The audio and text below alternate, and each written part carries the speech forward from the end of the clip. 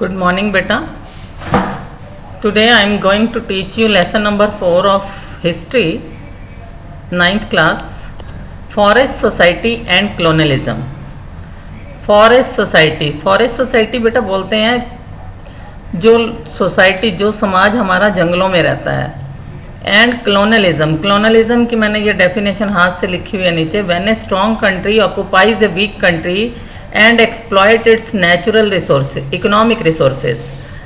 कहते हैं जब एक स्ट्रॉन्ग कंट्री एक वीक कंट्री को ऑक्यूपाई कर लेता है, उस पर कब्जा कर लेता है और उसकी इकोनॉमिक रिसोर्सेज को एक्सप्लॉयट करता है, दैट इज़ कलोनलिज्म. जैसे कि ब्रिटिशर्स ने भारत को अपनी कॉलोनी बना लिया था, उसको बोलते हैं कि एक स्ट्रॉन्ग कंट्री ने वीक कंट्री को ऑक्यूपाई कर लिया था और उसके इकोनॉमिक्स रिसोर्सेज को एक्सप्लॉयट करना स्टार्ट कर दिया था. तो ये समरी है इस लेसन की.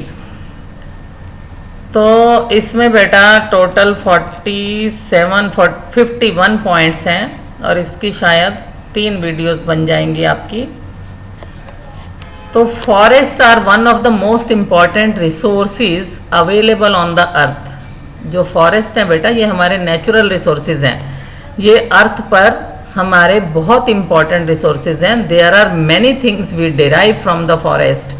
कहते हैं हमें बहुत सारी चीज़ें फॉरेस्ट से मिलती हैं, सच एज तेंदू लीफ.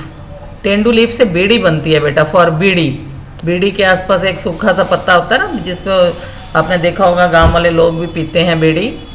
तो ये बीड़ी जो बनती है ये तेंदू लीफ की बनती है, ये हमें फॉरेस्ट से मिलता है. गम मिलती है, हनी मिलता है, rubber, would for furniture etcetera. कहते हैं फर्नीचर के लिए हमें वुड भी मिलती है. तो there are many species of trees found all over the world. कहते हैं बहुत सारी वेराइटीज़ हैं हमारे पास. स्पीशीज कहते हैं वेराइटी ऑफ ट्रीज. हमारे पास पेड़ों की बहुत वेराइटी है ऑल ओवर द वर्ल्ड में. 9.3% forest cover of the world has been वेनिश्ड between 1700 to 1995.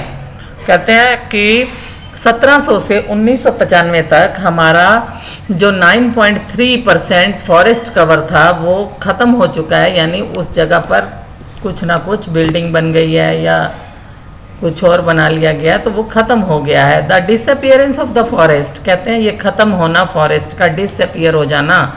और कटिंग ऑफ ट्रीज, यानी कि पेड़ों का कटना, उसको हम क्या कहते हैं, ऑन लार्ज स्केल, बड़े स्केल पर जब पेड़ काट दिए जाते हैं और फॉरेस्ट डिसअपियर हो जाते हैं तो उसको हम डीफॉरेस्टेशन कहते हैं. डीफॉरेस्टेशन की कई बार डेफिनेशन भी आ जाती है. तो देयर वर न्यूमरस रीजंस, कहते हैं बहुत सारे रीज़न हैं for the process of deforestation in India. कहते हैं भारत में डीफॉरेस्टेशन के बहुत सारे रीज़न हैं. जैसे मोर लैंड फॉर एग्रीकल्चर, एग्रीकल्चर के लिए बहुत सारी लैंड चाहिए थी तो फॉरेस्ट काट दिए. इंडस्ट्रीज बनानी थी and other purposes also. Industries बनानी हो, एग्रीकल्चर करनी हो तो फॉरेस्ट को काट के जो लैंड मिलती है उस पर काम कर लिया जाता है, तो फॉरेस्ट डिसअपियर हो जाते हैं. तो इन 1600 AD 1/6 land was under cultivation in India. कहते हैं 1600 AD में क्या हुआ था, 1/6 भाग जो ज़मीन का था इस पे खेती होती थी. The British encourage production of commercial crops. Britishers ने क्या किया बेटा, कमर्शियल कहते हैं जिससे पैसा मिलता है, ऐसी कमर्शियल क्रॉप्स उगाने के लिए, प्रोडक्शन के लिए एनकरेज किया लोगों को. Increasing population had more food requirement. बेटा ब्रिटिश की पॉपुलेशन बढ़ रही थी तो उसने क्या किया, खेती करने के लिए भी लोगों को बोला, क्योंकि उसको फूड रिक्वायरमेंट चाहिए थी लोगों को खाने के लिए. जब पॉपुलेशन बढ़ती है बेटा तो लोगों को भूख भी लगती है, भूख के लिए लोग रोटी खाते हैं. तो रोटी कहाँ पैदा होती है, अन्न कहाँ पैदा होता है, खेतों में. तो वो कृषि के लिए उन्होंने बोला इंक्रीजिंग पॉपुलेशन के कारण, जो ब्रिटिशर्स की पॉपुलेशन बढ़ रही थी वहाँ ब्रिटेन में, उसके लिए उन्होंने बोला कि फूड रिक्वायरमेंट चाहिए. तो ब्रिटिश कंसिडर्ड फॉरेस्ट अनप्रोडक्टिव. तो ब्रिटिश क्या करते थे, वो फॉरेस्ट को कहते थे ये तो अनप्रोडक्टिव है, इनको तो काट दो और इनकी जगह खेती करो. उनको इतनी ही समझ थी उस समय. तो they put more land under agriculture. उन्होंने क्या किया कि ज़्यादा से ज़्यादा लैंड जो थी वो कृषि के अंडर वो ले आए. तो British required timber for royal navy. Britishers ने रॉयल नेवी के लिए टिम्बर उनको चाहिए होती थी. उनकी नेवी का नाम है बेटा रॉयल नेवी. टिम्बर कहते हैं लकड़ी. ब्रिटिशर्स को रॉयल नेवी के लिए लकड़ी चाहिए होती थी. It led to large scale tree cutting. तो और ये उन्होंने बड़े स्केल पर पेड़ काट दिए। तो railway became another reason for deforestation. कहते हैं यहाँ पर रेलवे भी एक बहुत बड़ा कारण बन गया डिफॉरेस्टेशन का, क्योंकि जो रेलवे के स्लीपर होते हैं वो पेड़ों से, पेड़ों की लकड़ी के बनते थे और वुड को जलाया भी जाता था फ्यूल के तौर पे। तो railways became another reason for deforestation as sleepers were needed for tracks and wood was needed as fuel.